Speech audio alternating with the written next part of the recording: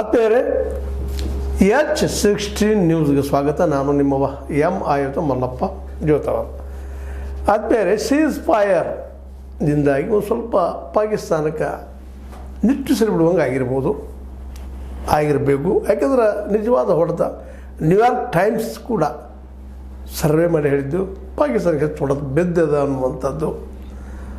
ಯಾಕಂತಂದ್ರೆ New York times ಯಾವಾಗಲೂ ವಿಶೇಷವಾಗಿ ನಿರ್ಲಿಪ್ತವಾಗಿ ಪ್ರಾಮಾಣಿಕವಾಗಿ ಹೇಳುವಂಥ ಒಂದು ಪತ್ರಿಕೆ ಅಮೆರಿಕದ್ದು.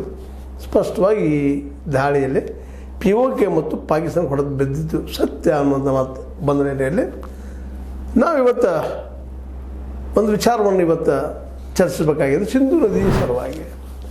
ಸಿಂಧೂ ನದಿದಂತೆ ಯಾರು ಒಪ್ಪಂದ ಅಮಾನತ್ನಲ್ಲಿ ಇಟ್ಟಿದ್ದೀವಿ, ನಾವು ನೀರು ಬಿಡೋದಿಲ್ಲ ಅನ್ನೋದು ಸ್ಪಷ್ಟ ಅಭಿಪ್ರಾಯವನ್ನು ಭಾರತ ಹೊಂದಿದಂತೇಳಿ ಗೊತ್ತಿದ್ದು.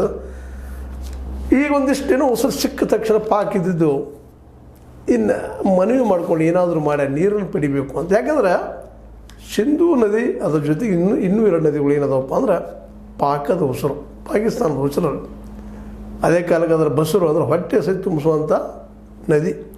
ಹೀಗಾಗಿ ಅದು ಬಂದಾದ್ರೆ ನಿಂತ್ರ ಬೇಸಿಗೆಯಲ್ಲಿ ಎಷ್ಟು ತೊಂದರೆ ಆಗ್ತದೆ ಬಿಡಿ ಚೆಡಬೇಕಾಗಿಲ್ಲ. ಮಳೆಗಾಲದಲ್ಲಂತೂ ಈಗಾಗಲೇ ಸ್ಪಷ್ಟವಾಗಿರುವಂಥ ನೀರು ಹೋಗಲೇಬೇಕು, ತೆಗೆದುಕೊಳ್ಳೇಬೇಕು. ಅದಕ್ಕೆ ಡ್ಯಾಮ್ಗಳು ಕಟ್ಕೊಳ್ತಾರೋ ಏನು ಮಾಡ್ತಾರೋ ಗೊತ್ತಿಲ್ಲ. ಅವ್ರ ಆರ್ಥಿಕ ಪರಿಸ್ಥಿತಿಯನ್ನು ನೋಡಿದ್ರೆ ಅಷ್ಟು ಸುಲಭದ ಕೆಲಸ ಅಲ್ಲ ಅವರಿಗೆಲ್ಲ.